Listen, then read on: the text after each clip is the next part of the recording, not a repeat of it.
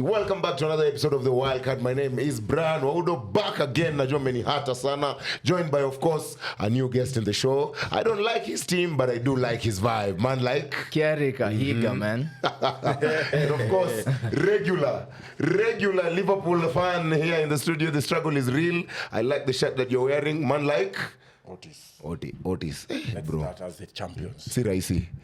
No, it's normal. It's normal. When you win a lot, you just give others. Unlike them. The losses are many, though. Don't push. Anyway, kama kawaida, we start up with the question of the week. Type up the answer in the YouTube comment section, of course. Question of the week, we are headed into the international break, so it's a true or false setting. Italy have failed to qualify for the last 2 World Cups. Is it true? Is it false? Type up the answer in the YouTube comment section. Let's get on with it. Premier League fallout. A big shout out to none other than Mad G. Liverpool, mnapenda style gani? Si Galatasaray, si Palace, si Man City. Say what happened at the Etihad, Mr. Nyota yetu ilienda na Jota. Hezi kwa ni Jota tuka Jota, man. We have to accept that. Yes. But I think we're just on that rough patch where things are not working. Yes. And I don't know how the gaffer will fix it, but I believe he will. There's still time, kuna quality players, but I don't think it will be that disastrous kama ile time nyingine yenye tulikuwa tuna scrapple for top 4. Yeah, I think after international break, I believe we'll bounce back. Believe too. We believe. We're against too. Because seriously, guys had believed that after beating Aston Villa 2-0, then getting the win over Madrid, now the team is galvanized. You just beat Madrid, a big club like that. So Mbappe was nowhere to be seen. Bellingham was nowhere to be seen. Vini was missing as well. I mean, do you think they were overconfident going into the City game? Nah, they weren't overconfident. They lack the confidence right now. This team, when you look at Liverpool playing, I remember when they were playing, I think, Eintracht Frankfurt. Yes. And Van Dijk said that he had a meeting with the players. You remember? Yes. For them to win a 5-1. Yeah. Right? Then you look at Liverpool's team, you started off with 5 games on the road, and you won all of them. Right? Then they lost the next 5 in the Prem. So you look at this team and you realize it's not about confidence. It's not about the gaffer. The team is disjointed. Yes. It's too disjointed. And I look at Liverpool right now and I see Manchester United last season. Damn. Now look at it this way. When you guys had Onana at the back, the whole back line was shaky. Yes. Right? Yes. So you fix it and bring Lamens. Yes. This man, they have Mamadashville. The whole back line, though, they know, well, on a good color, he's gonna get beaten. Yes. You saw what Doku did. Yeah. Because I think Donnarumma saves that. And even Alisson saves that. Yes. So Van Dijk and Konate, they know, manze, ujamaa hapa nyuma, tukimwachilia tutapigwa bao. Yeah, and that's putting more pressure on them. So what happens, they don't push up. You guys are playing a low block. Yeah, I agree. So you are attracting opponents into your own half, and City camped in your half for large swaths of the game. And you just concede goals that you're not supposed to be conceding. And I've been telling Eric on the show, at Fanzone, Konate and Van Dijk, they're out of confidence, both of them. How City set up the team, they always made sure the balls are going through Konate. All build-ups. If they're not going long, they're going through Konate. Because they know for sure Konate is not the best defender right now. And due to his weaknesses, Van Dijk is trying to cover him.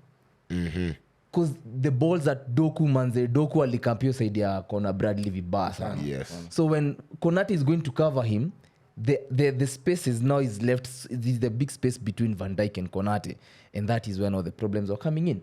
So I think it's a matter of one of them has to be benched, but you don't have the facilities. Exactly. Because you can't play Gomez. The kid from Parma is injured and Gomez is not. Liverpool. So in January, you guys have to go into the transfer market. Yeah, they really messed us with that gay transfer thing. Yes. So I think probably in January, we'll go in for him or another person.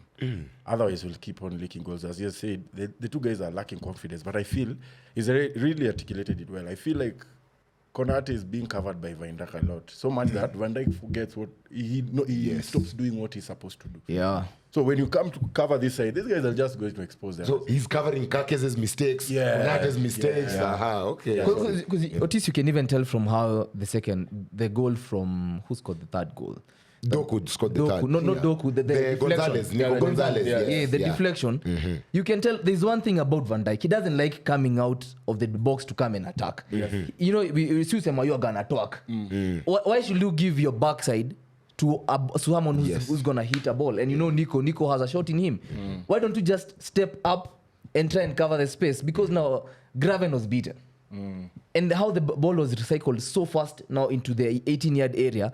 When the ball has at number 6, an opponent's number 6 in your zone 14, you guys are getting cooked. Because now that means you're the second line of defense, which is now the midfield. Like in Makali Soko aliachwa, Gravenberch aliachwa. Now it's the defense line and the number 6. And he had an easy shot.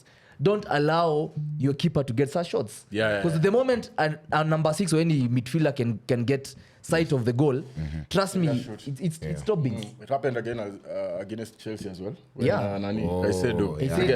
Same thing. So they're not stepping up to block that, to protect the keeper. To protect the keeper. Yeah, because they're assuming keeper Hoko, he'll do his job. So they're just letting in that shot come. And also, I think, sorry to cut you short, I think both CBs, Konate and Van Dijk, they need to decide who is a sweeper and who is a stopper. Okay. Both of you cannot be stoppers. Yes. Both of you cannot be stoppers and both of you cannot be sweepers. One of you can play like this. You have to play like this. One of you has to step up. Akibitiwa huyu yuko. Yes. But now when you play like this, a shot comes in. You're bro. fucked. Yeah, Yes. true. Okay, so do you think you guys are still title contenders? Title contenders? No, I said it even from the beginning of the season. They're not going to contend. Si rahisi. Only decide manze. I mean, because the surgery that has been done in the team, like they've let off like half of the team. In as much as someone will say the other players that were left out, that have been released in my fringe players like Elliot, but they had that impact. And the system of the way Liverpool plays. So losing Akina Diaz, Nunes, Elliot, unfortunately as well. It has killed the team that won last year, the team that Klopp built the other year, the team that has been in the system for the past 3 or 4 years. All right. Yes. You get? So right now, they're just disjointed. They don't have that chemistry. The surgery was successful, but the patient died, like the way Thomas Frank said. Signings are good, but The organs were changed. But alipea Byron liver yako.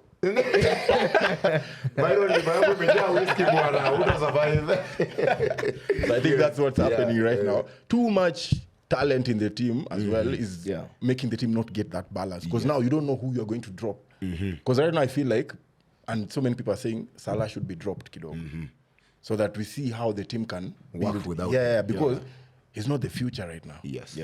True that. So we need to start because Slaughter amefanywa surgery and brought in a lot of young players, stars as well. So he needs to start building around, even if it's Soboslai or whoever. I get, especially Sobo. We need to now start moving away from Salah. Age is catching up. Plus he's losing his legs. Plus, Staki, I don't want to badmouth about him because I will never. I can never. But the best thing is we don't want him to get out of the club with a bad. Yes, true that. And again, so good dancer knows when to be just protect him. Unamweka games zingine maybe unajua hii kama like Champions League he will play. Important, these other ones kidogo rest him. Kidogo use Kiesa. Kiesa is on form. Yes. But Waudo, you watch Liverpool play. Because yesterday's game I said I'm not going to watch it at a club. Siku nataka hiyo kilele mingi. Nataka analysis. Nikae chini niangalie hii game. And you look at Gakpo playing. This is Premier League seasoned player. Proper seasoned player. Then you bring in Vats and you want to play Vats in that position. And you see Gakpo can take on a man easily. Any day he can beat you. It doesn't matter who's the right back. He can cut in. He can do a shimmy. Anything. He can jockey from a left wing coming central. And then you drop him against a performance that he had against Manchester United. And then you feel like, is it demoralizing the player? Because now you're looking at this is a crown jewel of Germany who just came in. And he's an invincible with Leverkusen. Right? So you unashindwa, is it because now Vats is the price tag has to play, the board is saying, FSG is saying, you have to play him because we bought him with like it's a lot of money. But Gakpo, whenever he's on the pitch, you feel there's something. There's something. I get that. And I think Slot. I don't know how the hierarchy are handling, but Klopp used to handle new signings well. he will never rush someone unless maybe you have maybe Kavandai kama. Yeah. But if you're coming from, he will make sure that you're embedded in the system with no criticism. Yeah, ease you in. Easy in pole. Yeah. We saw it with Fabinho, saw it with Robertson, saw it with Gakpo, even Nunes. So I think right now, Slot is doing damage to Vats and any other new signing because you're just being thrown there. Go and prove it. And it has to work quickly now. Yeah, go and prove it. Yeah. Games are coming fast. Days are going. And the media right now is And the now media, they have their eyes on you. Yeah. Okay, anyway, Liverpool have their issues to sort, but of course a team that looks like they will sort their issues. I did say I have Man City winning the league simply because I do believe Pep will bounce back, give City one more title, and then go off on his road. But at the end of the day, they are 4 points behind a certain team that didn't take advantage when they played Liverpool in Arsenal. City took advantage. Do you feel like you guys should also have taken advantage when you went to Anfield? Because you also didn't take advantage of a promoted side in Sunderland in over the weekend. We can, hindsight gives you a lot of knowledge, right? And now when I look at Liverpool playing, like I told you, I feel like we give them a lot of respect at Anfield. Yes. Hatukuwa sure venye mtatukujia. Mngekuja muuliza yamo vile kupiga hii team. You know, so tuliogopa. And now I look at Bournemouth manze running the show, Crystal Palace running the show. Yes. Gala running the show, and you wonder, man, should we have done better against Liverpool? Yeah, definitely. Because you see now, us guys, there's something about Liverpool. Once you beat their first press, you go long, you have them. Yeah. You have Liverpool. We didn't have that idea. You didn't take advantage. We didn't take advantage of Super that. big Arteta. Man, we didn't take that advantage. But now you look at them and you're like, God damn it, I wish we were playing them in December. Yes. You know? Yeah. You know, because you have all the facts, you have all the tactics. Yes. You understand you can still beat, but still Liverpool is a big team. On a good day, they'll run the show. On a good day, they'll run the show. But at the end of the day, you also didn't take advantage of Sunderland. Well-promoted side, only team to beat Sunderland. Check up your facts this season in the Premier. I'm just saying. But at the end of the day, we were at Old Trafford. So Sunderland at home are proving to be a force to be reckoned with. Yeah, man. And do you have a problem with the way you play right now as an Arsenal fan? Before I go into Sunderland and Arsenal, Yes, yeah. I can't fail to give credit to Pep Guardiola's 1,000th game. Okay. Yeah. And man, I love how he set up Bernardo Silva and Ryan Cherki. Yes. Those two boys, they never had a defined position yesterday's game. They were roving. At some point, Bernardo was at right back, Matthias Nunes was a 7. I'm either ameinvert ama amevuta wing huko 7. Yes. And he gave a lot of trouble, especially Cherki, how he is playing. He gave Gravenberch and McAllister a lot of trouble. That's next year's World Cup winner. They didn't know. They didn't know who to mark. Yes. Because once you mark Cherki, he drops deep. Yes. Bernardo occupies the space. And Nunes can drift it. they were roving in that midfield end. It was a beautiful game for the football tacticals. Yes. And the scoreline was even more flattering because you wonder, okay, fine, this is a good game. Proper. Now let's go to Saturday. To Arsenal and On to Sunderland. Arsenal, man. Yes. Most Arsenal groups. We told you. What did you say? We told you that you don't have the minerals, the cojones, Nah. the testicular fortitude is what you lack. By the, how many points have they gotten from the top 6 guys? Hawezi hawa. No, Arsenal only 1 point. So you beat Man United, that's 3. You lost to Liverpool. You're not top 6, bro. He said top 6, and it's No, he said big 6. He said big 6. No, he said top 6. Bwana, Kiarie, Six. we have invited you to He our said top podcast. 6. You cannot. Bro, bring the chest. He said top 6 of Man United. You guys are just window shop. You're just window shopping at number 2. They viewed the number 2 once. Let's kiss a 50 cent window shopper. But anyway, yes. We've only taken a point from City, and it's because they parked the bus. Otherwise, if they played open football, they knew it. Yes. But Sunderland, people are saying that it's so anti-football, but bro, me, I love organized chaos. Yes. If you remember Luton Town, they were playing organized chaos. Yes. Even Everton towards when Everton. they signed in back. Shondaish. No, these are the Moyes. Moyes when Moyes came in. It's organized chaos. And it works for them. Yeah. It doesn't work for the opponent. Yeah. Because the opponent is used to champagne football. Not really tiki-taka, but ground balls. But then they half the ball. They hoof the balls, man. And they're winning all the duels. And in football, Premier League right now, if you don't win the second ball, Yeah, Yes, the second true, ball. true, It's the second true. ball. You can't win the second ball. Ballard alitusumbua, bro. Those boys, they were camping at our box, 6 men.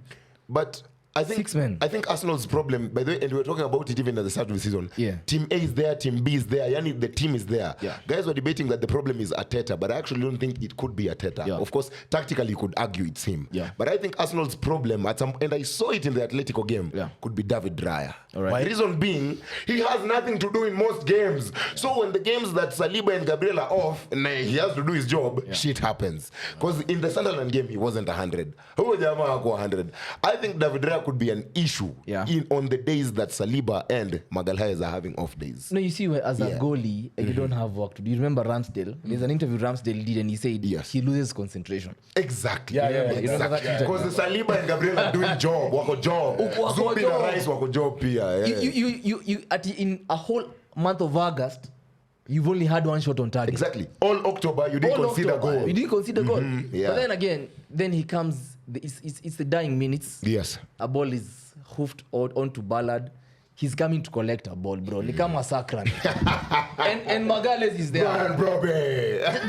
Just stay on your line. Yeah. Stay on your line. But it's a banana skin. Yes. It proved to be a crucial banana skin. I told guys, guys were like, oh, we have injuries, 6 players. Yes, that's fine.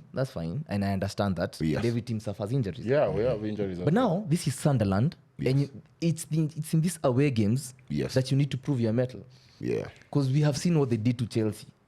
Watu wanasema we did not underestimate them. Yes. Them, they did not respect Arsenal. Yeah. That's just it. Yeah. They did not They respect went into the game looking for 3 they were points. like, this is our Yeah, then we had they had the balls closer to the pitch. Those are excuses. The ball is not played on outside. A petition to have Kiarie replace Nash in the Wildcard podcast because it's very he has no excuses. The ball is not played Ogukwa throwing through. The ball is played inside the pitch. It is what you do inside the pitch. Yeah. The first 45 you were non-existent. Yeah. They dominated the game. They played very well. Although they didn't really hurt us, but we knew in set pieces there'll be problems. And I don't know, they corrected the mistakes really fast because if you look at how they played against Chelsea, the first balls on the corners, it's Enzo Fernandez, a short man, who was winning the balls. So I think they corrected their set pieces problems because they knew now the big boys who are coming are set piece kings. Yes. You get? So they corrected the problems and here we are, man. 94th minute, 2-2. Hey man, I was so a bit scared. I was so deflated. Now you're only 4 points ahead. A bit scared, or it's still a long season to go? No, I love the challenge. early days. I love the challenge. You love the challenge. I love the challenge. Does Arteta love the challenge? Hey, that's him. For me, I love the challenge. I feel like Arteta is scared of going all out in terms of Attacking. Yes. So he's so reserved, so much that he makes at times this Madrid coach Real. Xabi Alonso. It's Diego Simeone. Yeah, look like a tactical genius. And again, like why are you scared and you have the team. you The team have is there. attacking. Yeah. Thorns hapo kuna Eze, ukona Odegaard, ukona Trossard, Martinelli. Martinelli. Literally, strikers mkono wanne. Gyökeres, Havertz, Merino, and Jesus. Yeah. Merino sahi ni striker. Let's just. I personally feel you kind of wasted money on Gyökeres. I'm not saying he's a bad player, but at the end of the day, Merino is also lethal as a center forward. But now you can tell Gyökeres outside the team. You can tell how important he is when he's playing. Because guys like Odo, they'll nickname him and say Gyökeres does jack shit. Yes, but when he's on the pitch, yes, you can tell that it's different when Merino is playing. Or because he holds up the ball and links play. Umeanza kuongea kama Nyash. No, he doesn't hold up. I don't know what Nyash is. This is Kiarie speaking. Yes. Representing league leaders. Yeah. So it's different profiles. Different profiles. When this player is on the pitch, just like I have when Merino is playing, he drifts inwards. So he gives the center backs a lot of time. Gyökeres doesn't do that. He's going to occupy your 2 CBs. Yes. Right? And Sunderland CBs were just having a good time. They played a mid block and they knew Arsenal we no longer suffer from low blocks. Yes. It's the mid blocks. Because now you look at Zubimendi, he's not as physical. He's more of He's not like a Thomas Partey. Yeah, he's a technical player. He can find the spaces.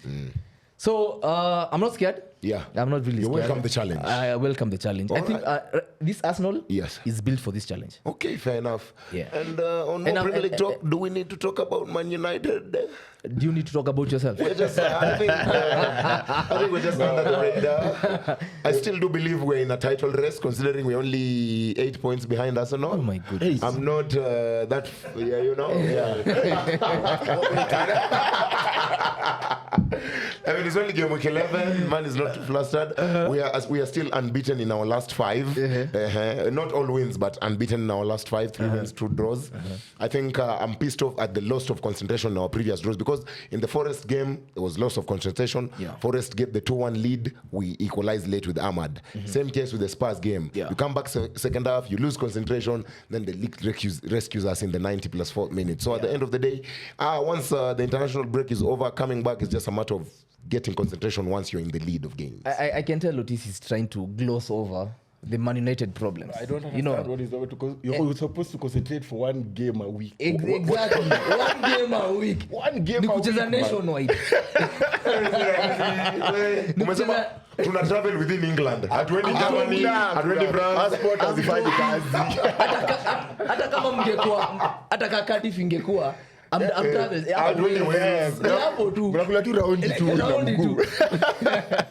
But I have a question for Man United. Yes. And all the Man United fans who watch the Wildcard podcast. Yeah, bro. How are you going to cope with AFCON? With AFCON? I think because Ahmad and Mbeumo are the ones that will miss, I'm not worried about Mbeumo. I think Mbeumo will come back even before the knockouts because the Cameroonian goalkeeper cannot do it. Onana will definitely. He's shining wherever he is. He's shining at Trabzonspor. But at the end of the day, hopefully Onana pulls his stinkers and Mbeumo comes back early. Ivory Coast, of course, will go far. They do have a strong squad. Ahmad is there, Sebastian Haller, Adingra. I do Mazraoui? Mazraoui is not really that much of a starter, so we won't miss him too much. Not like Dalo is better. That's exactly, because when Ahmad and Mbeumo are gone, it's Dalo on the right wing back, and of course, probably now it'll be Sesko. Sesko will become more of a starter, considering now Mbeumo is gone. But at the end of the day, we have to. I don't know how we will, but we have to. Maybe Mount can come back into being one of the starting 11 players, but we'll have to cope. Let me tell you one thing, Oudo. Because the problem with that AFCON thing is, towards the end of AFCON, and that is if Cameroon and Ivory Coast are still taking part in it, we have Arsenal and Man City back to back. Those 2 fixtures won't be easy without Mbeumo and Ahmad. True. Yeah. So, and I think this is why the points from Spurs, they were very crucial for you guys. No, me wanted a win, boy. No, nasema it was crucial for you guys to win because you collect these wins as much as just you can. Before the AFCON. Just before the AFCON. Because when these boys go, I don't think even the players know. Bro, unaangalia Mbeumo ayuko, Ahmad ayuko. And I'm not kidding you. Who am I giving the ball to? Even before you get to the Arsenal City back-to-back games, literally look at our Premier League calendar, United fans. That when the AFCON is starting, we have Villa, Bournemouth, and Newcastle. Villa back into form. Yeah. When the AFCON just starts, to go Villa, Bournemouth, Newcastle. I don't know how we'll cope. Boy. And Villa is the only away game, but still, it's not easy. That's a hard game. That's a hard game, man. But Bournemouth might be easier because Nani won't be there. Semenyo. Yeah, Semenyo won't be there. Okay, fair enough. Now for the Premier League, but they will be coming back. Will be joining Liverpool. In January, because I've seen those links. I've seen those Semenyo links to Liverpool, by the way. All right, not since I just made my debut here. I want to hear from you. Yes. What do you want? Do you want Conference League? Do you want Europa? Or do you want? Because the UCL, don't bite more than you can chew. You are playing Don't bite more than you can chew. Have you seen the size of my mouth, boy? Big pause. But at the end of the day, if you're playing 1 game a week, and this is what I said, if you're playing 1 game a week, be realistic. No, if you're playing 1 game a week and you've been given Mbeumo, Sesko, Cunha, top 4 is paramount. All right. Top 4 is paramount. So, okay, not that we've seen what Mbeumo can do. What has Sesko and Cunha done so far? Cunha only has 1 goal, but allow me to talk like Nyash. Cunha carries the ball well. Cunha can protect. That's what I'm telling you, to be realistic. No, UCL is different gravy. I'm already don't want to be realistic. Me, I'm a fan. I want top 4. I really do think it is very open still right now, because from 2nd place till 9th place. Your 1 point difference is still closable. You lose 1 game, literally, like you said, Viewans FC. You are winning and then you lose the game or you drop points, you're back to 9th, you're back to 8th. So at the end of the day, we have to take advantage. We have to take advantage of it. I don't know if you can get to 2nd, because I still have City winning the league. But so I don't know if us and Arsenal can fight for 2nd. But bro, know your mates. I feel like the trajectory of the league will be decided by the time we are hitting those December fixtures. From the Christmas period after Yes. AFCON, now we'll know if the gap won't be bigger. Yeah. If it will be still at this small margin, then it will be a tight race. But whoever comes up on top by January, I think he'll probably win it. That's true. But also just to chime in, Yes. Statistically, Yes. the Premier League doesn't shuffle much past game week 11. Top 10, that's the top 10. It doesn't really shuffle much. So venye imejipanga, don't expect so much that there's a new guy who's coming into. Someone like Sunderland might drop. But probably till like 10th maybe. Maybe 10th. Not a huge Because also drop. now them they don't have a problem with Akinas GFA. Us guys are in the UCL. Probably Man There's that City. pressure of winning. There's a the pressure of silverware. winning. Yes. Man City are in the UCL. Yes. Liverpool also, you want to look like you're serious challengers, Yes. So, like you're saying, you might actually get to the UCL, or you might just sneak in to the Europa. Okay, fair enough. We will get to see who can challenge the title race in January once the Premier League continues. But at the end of the day, there must be trouble brewing over in Spain because Barcelona and Madrid don't look like they're all the heritage clubs themselves this season. Yeah. Of course, for Madrid, it all started after they won a Clásico, but then Vini's issues about being angry while being subbed off. Then you lose to Liverpool. You draw with Rayo Vallecano, 0-0 draw. Mbappe is missing. Vini is missing back-to-back games. Do you think there's an ego problem going on at Valdebebas in the training ground? I think so. These players, they're getting to a point where they may not have enough respect for the gaffer. And there's a time Thierry Henry was having an interview with some guy in London, and he was saying, there's nothing as good as being coached by someone whom you saw do the things he's telling you to do. Coach anakwambia chase the ball like this or stand like this, And Xabi has won it all. And the most recent He's an thing, invincible. he's an invincible at Leverkusen. So when he's coming, tell you do end up make a run Fall this in way. line, No, yeah. you have to fall in line. And probably he's having the problem of asserting himself because he looked like he's just like a footballer. He's with them in the training every day. Don Carlo was not training. Don Carlo was just wearing his sweats. Anaka hapo na ile Power of friendship. Power of friendship. He raise an eyebrow and boom, UCL final. Yeah.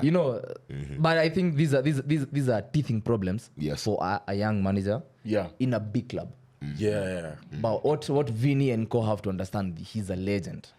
Yes. He's a Both at Liverpool and Real Madrid. Real Yeah. Madrid. So he's not someone who's going to hata shukisha igo yake juu ya Vini. Yeah. Haizi And at some haizi. point, do you think Perez will be, of course you can't sack 25 players of a manager.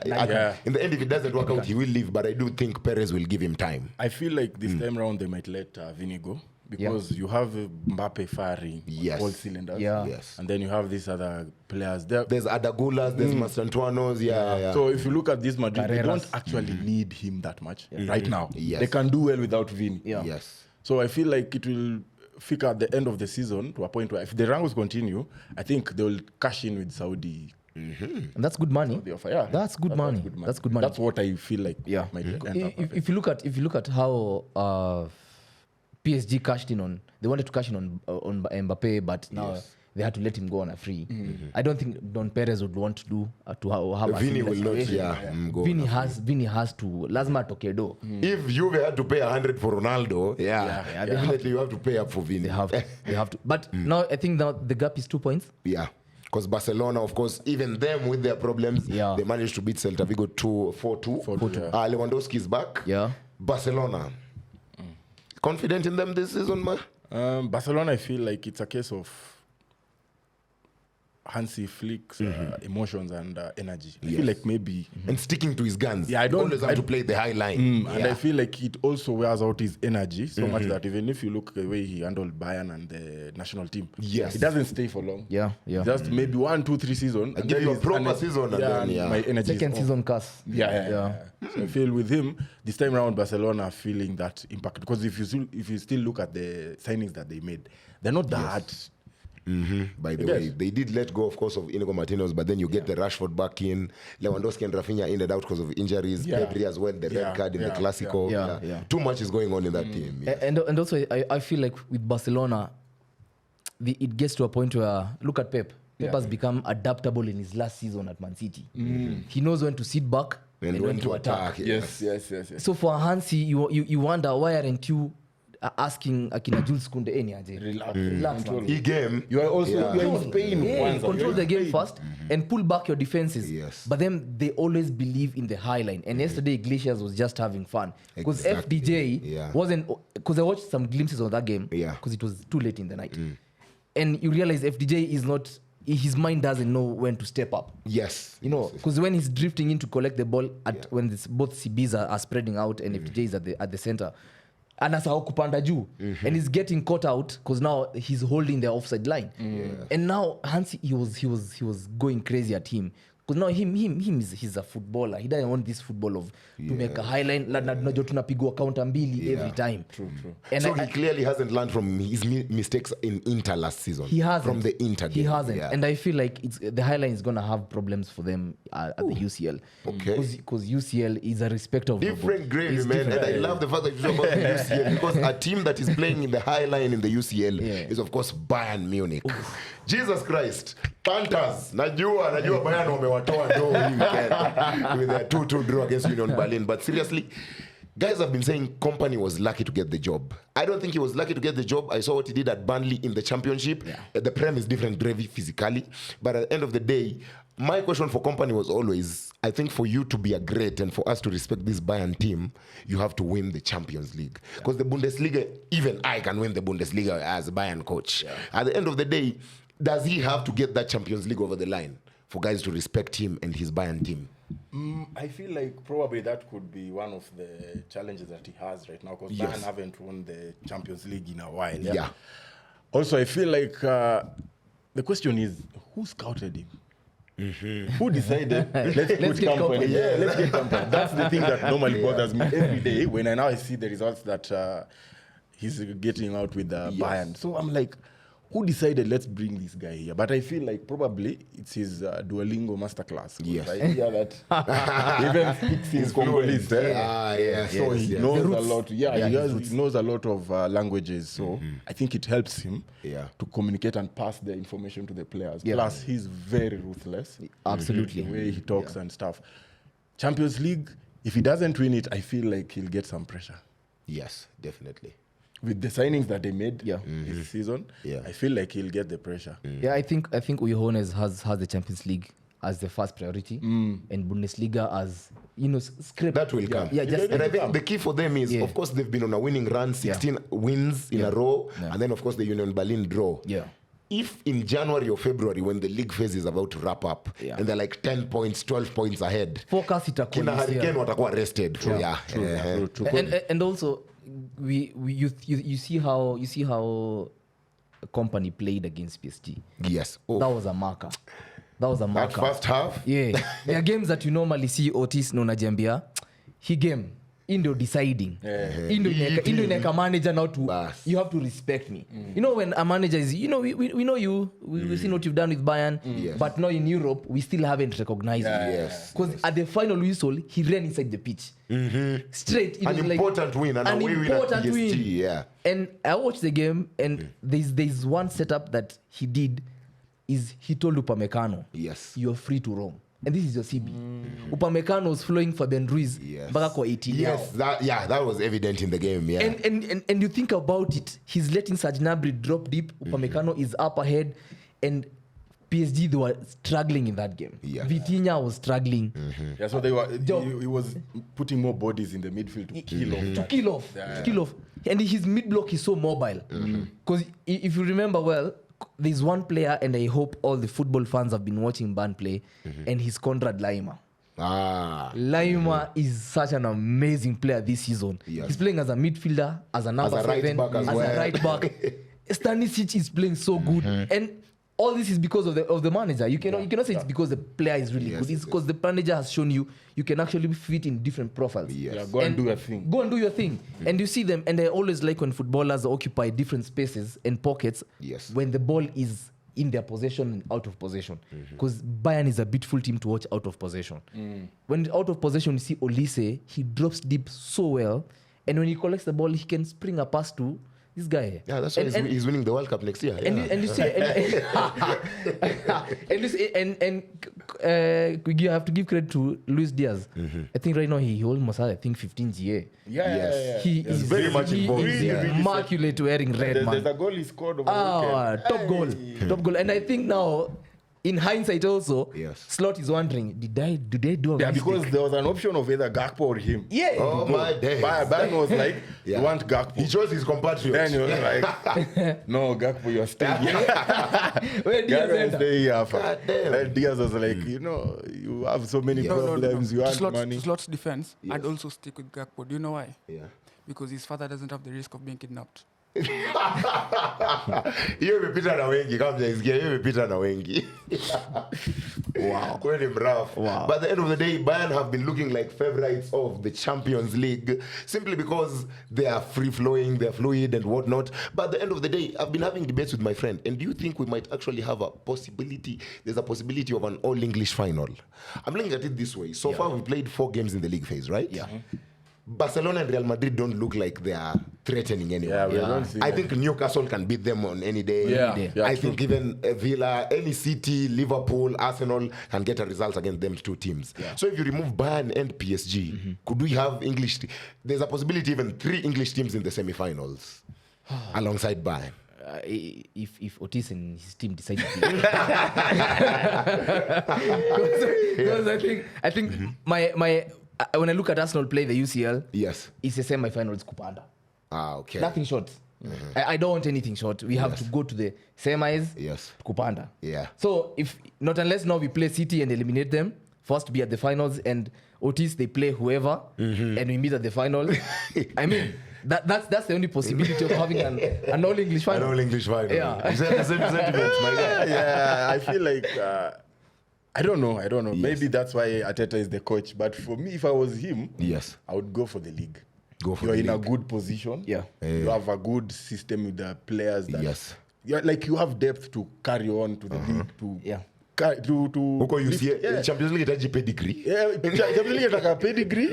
Na who shows up? Yes. Yeah, whoever shows up on the day. Yeah. Yeah. But with the league, you can just be having a bad day off, but And scrapping a corner. scrap off a corner, a win, and you're good. So if I was Arteta, I would go for the Premier League. Because I also feel like, Champions League itakuwa na uzito yake in terms of he'll Because there's probably also get. maybe an Inter. he's the first- Chelsea will draw na Karabaga wako. He's the first coach to bring the Champions League at Arsenal. It's a Yeah. good thing, yeah? Yeah. But look at it in terms of you've not won the league for the longest. Yeah. You've challenged it for the past 3 Yes. seasons. Yes. If you don't go for it right now, then when? Yeah, there's no other time. There's no other time. other time. There's no other time. So if it was me, I would not focus Sana on the Champions League. Right. Of course, you're not going to put your second string side, but you're going to not put emphasis Sana on it. Because there's the league. The There's the Premier league. League is very, yeah. Go take the league tomorrow, next season. Now work with the Champions League. Because Champions League is just a knockout. Okay, fair enough. And as we do wrap up, Kiarie, I always ask every Arsenal fan this question. I've even asked guys here around. All of them have told me if they were given the option of Arsenal winning the league this season or the Champions League, they would all take the Champions League apart from Nyash. All right. Nyash thought deeply and said the league. What would you want? You only can win one, the Prem or the Champions League. What would you take as an Arsenal fan? Realistically, I think the league is easier to win Yes. right now, and that is why I'm going for the big cup. I'm going for the Champions League. So you this want season. the champs. This is why. Yes. This is why. If we got to where we got last season, having Semi-finals against PSG. semi-finals against Yes. PSG, and it's because of the masterclass of Donnarumma. Donnarumma was the difference between Arsenal and the finals. Yes. And I say that with all the boldness that I can master. Okay. Donnarumma is no longer at PSG.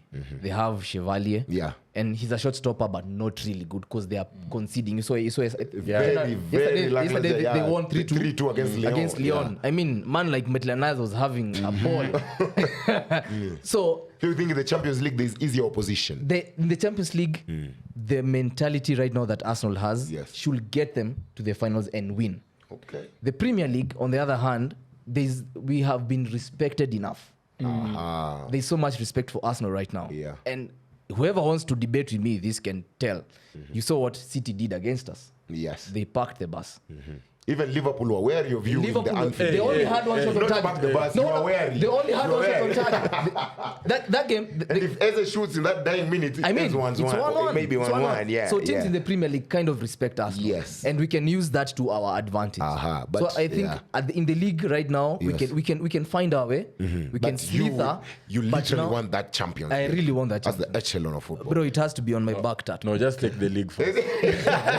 You've never been closer Than now. than now. But you can be 10 points ahead or 8 points ahead in the league. Yes. And you don't know what happens in the league. You win your match on Saturday, then you go to probably playing Brighton. You can afford to bench Declan Rice Yes. to play Inter Milan. Nogard or something, Yeah, yeah. Nogard. You know, we can be able to, it's because of the depth that we have right now Yes. that we can be able to shuffle a few of the players. Okay. So right now I think at the league it's all attention. I know Yes. Arteta wants the league true. Yes. But me as a fan, I need some The respect in the Champions League. streets. Okay, I fair need some enough. respect in the that. streets. And speaking of league titles, of course, the KPL is going to, or rather right now, it's the Sportpesa League as well locally. Gor Mahia got to a 2-0 win against Kenya Police. Yeah. Looking like title challengers, 6 games so far, 5 wins, 1 defeat against Bidco United, of course, in the first game of the season.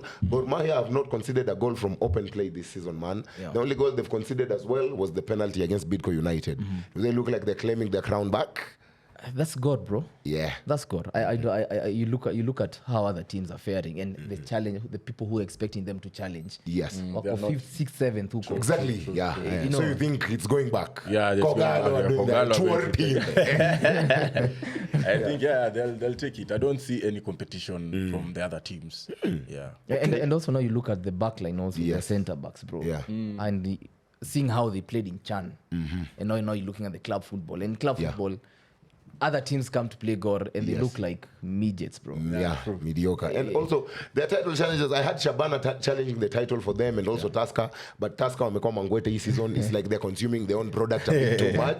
But Nyash will address us on that when he comes back next week. But at the end of the day, I had Shabana challenging them, but they've also been up and down. Yeah. Especially after they lost to AFC Leopards. Yeah. Now, Mr. Fred Ambani and Boniface Ambani, please, you started the season where you left off with 3 draws. Then you get to wins against KCB and against Shabana, and then Mara Sugar dunk on us over the weekend. Yeah. Seriously, I had AFC challenging for the top 4, of course, in the Sportpesa League this season. Unbeaten reanimation. But unbeaten. 5 games unbeaten imeisha because Mara Sugar dunked on us in the 88th minute and the 90+2nd minute to beat us 2-0, man. Looking like dark days, man. Hopefully we don't finish 6th. We do one better. I wanted us to finish in the top 4 of the Sportpesa League, but that's down to Ambani because ni kama chairman na coach wanapigana. But Na wote ni mabro. It's still early days. Yeah. But you know the funny thing is there are stranger things in the world. Yes. But most strange is seeing a leopard chew a sugar cane. Fantastic one from Sharps there. I think what's left right now is probably FPL.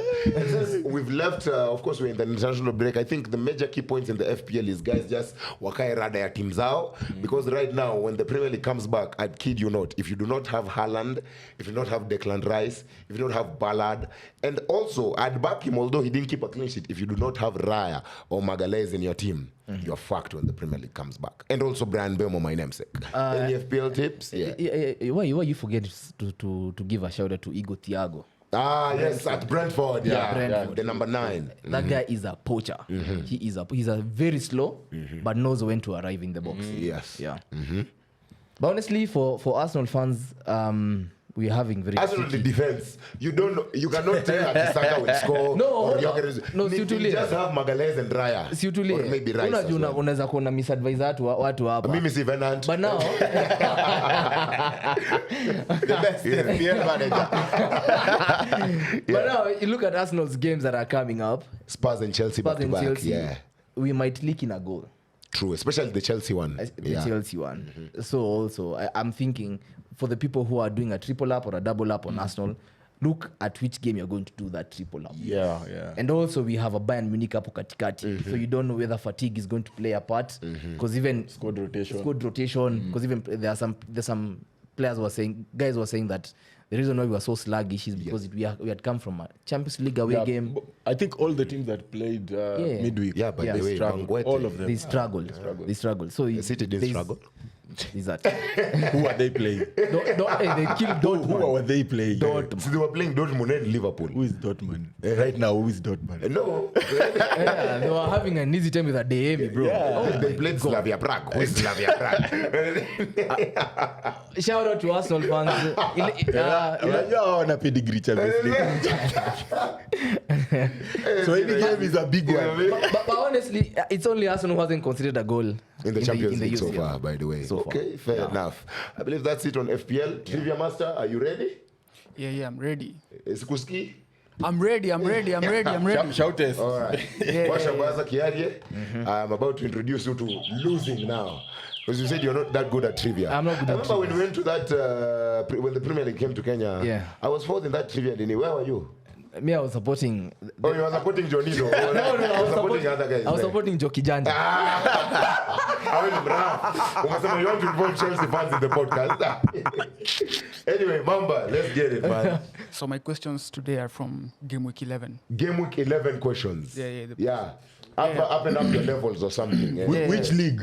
Which The, league? the Premier League, obviously. The Premier League. Yeah, Not this La are Liga? this a Premier League podcast. bro. Okay. We only do Premier things.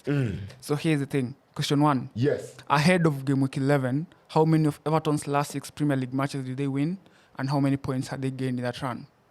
How many games did they win and how many points did they have In that run. in that 6-game run? Yeah. Everton. Prior to game week 11. Yeah, prior to game week 11. So from game week 4 to game week 10, that's 6. That's last season. No, this season. This season. Hey, tushafika game week 11. Liverpool is that bad? It's not bad. I'll go first and I'll say Everton had 8 points. Wrong. Wow. 4. No. I think they had 7 points. No. Who is They, closer? they had you were closer. They had 1 win Yeah. and 5 points. And 5. Wow. Okay. 1 win, Got 2 it. draws, 5 points. Or they had 1-0. 5 points. Yeah. Okay. Question And- number 2. Entering game week 11, Yes. what was the exact goal difference value for both top 2 teams, and what was that value?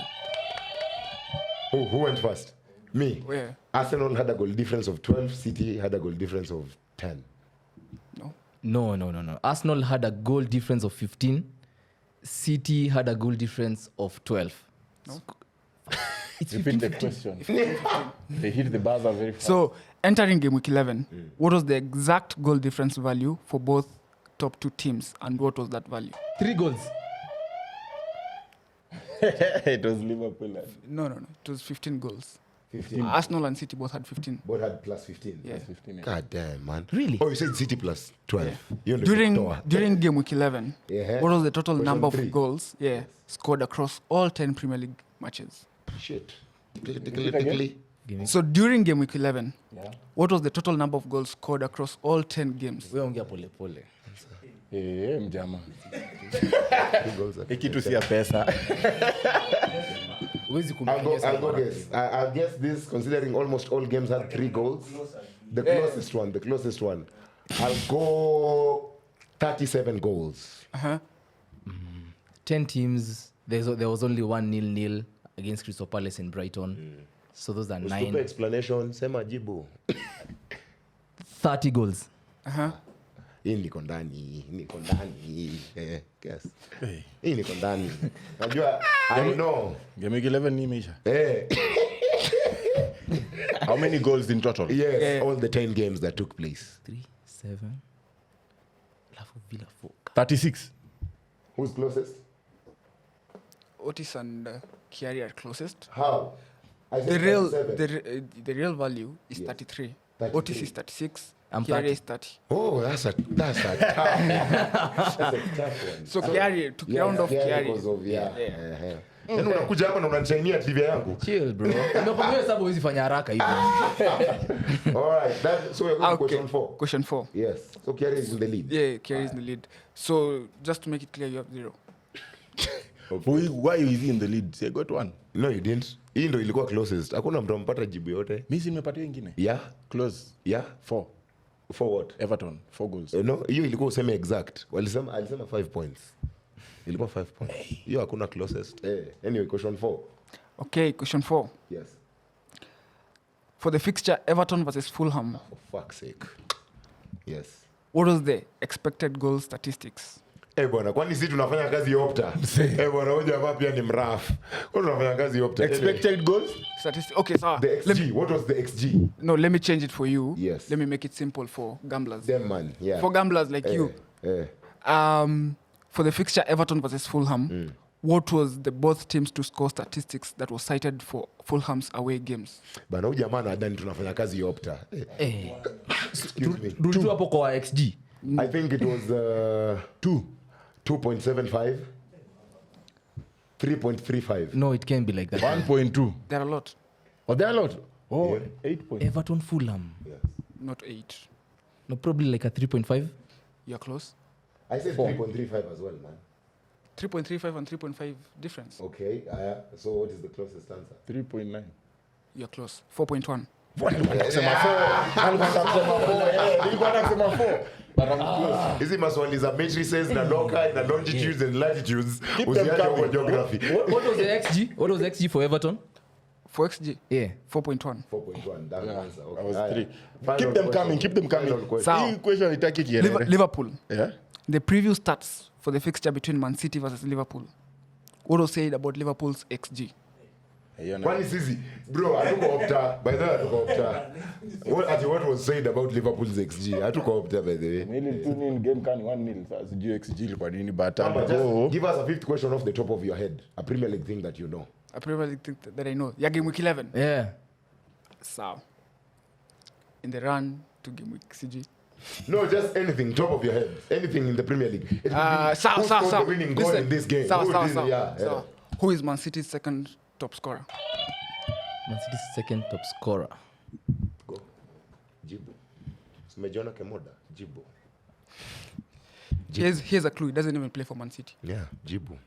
He doesn't play for Man City. Jibu. Man City's second top scorer. All time, yani. No, it's all time. Yeah, No, that's no, what no. yeah. See, This season. This it's season. this season. This season. Oh, I'll give you that. And a defender from a team because ni on goals. I think ni jina ndo nimesahau. Ni jina ndo nimesahau yo defender. What's his name? Esteve. Esteve. Steve. Esteve. Oh, Wewe Burnley. nakwambia uulize swali rahisi nyewe pia mwenyewe unajibu unalemewa. Steve. Yeah, okay. So it means Kiarie has won the trivia. Yeah, Kiarie. Why? Eh. You had 1 point. See, I'm also on 1 point. No, you are by the on 2. It's I'm 2. It's me. that nigga. Hii trivia leo ni Trivia kama ni ya master. mafuta. Hii trivia leo imekuwa ya ngwete, please. The good company is hiring trivia masters. Please. By the end of the day, 2-1. thank you so much, Kiarie, for coming. You are very much welcome again. We don't want Jablonis here anymore. What are excuses? Yes. You are very analytical. Yeah, and of course. Akona mask ameweka sasa. Nah, respect the Jabroni Slayer. Yes, but a big shout out to him also because I know over the weekend it was his birthday. So happy birthday, Nyash, the Jabroni Slayer, manze. It's been a great episode. Thank you, Kiarie, for being around. Easy, bro. Thank you, Ortice, for stepping in, Mandem. I've been Brian Waudo. See you next week. Yes.